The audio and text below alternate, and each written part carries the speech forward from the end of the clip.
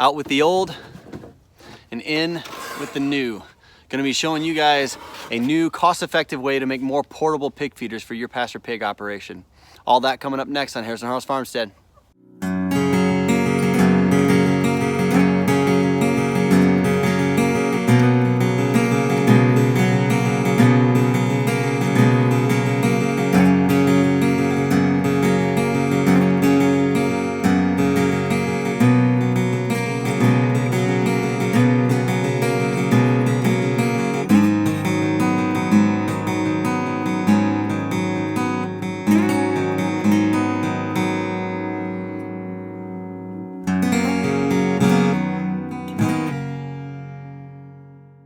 Hey, what's going on, guys? Matthias here with Hares and Harrows Farmstead. Thank you guys so much for checking out our channel. Hope you guys are doing great. If you can, we're gonna just hit this right off the bat.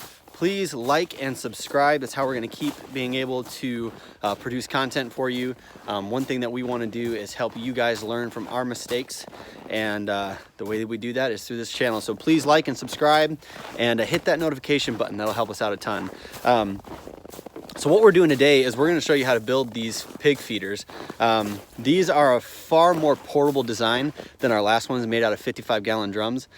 And the one thing that we didn't like about the 55-gallon drums is that there was so much space in them. First of all, they held way more space than we would ever feed our pigs in one feeder because we do a pre-measured, we don't free feed them. We do a pre-measured mix for each pig. Every single day.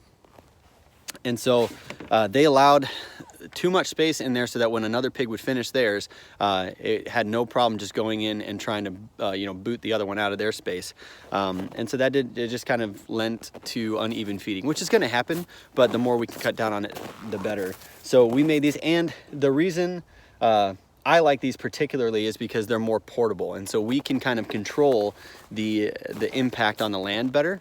If we see that they're if the impact is greater on the land that we'd like it to be in one spot.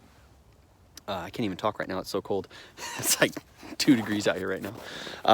If the impact is more than we would like it to be in one spot, then what we'll do is we can just move it immediately from there, and we can disperse these so that there's more even impact, so we don't have to keep moving them throughout the time on that specific pasture.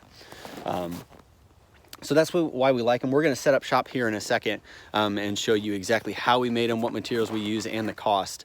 It was like a total of like probably $7 per feeder, and we're making 20 of them we're making 10 of them because we have 20 pigs coming just here in about 6 weeks. So it's going to be pretty awesome.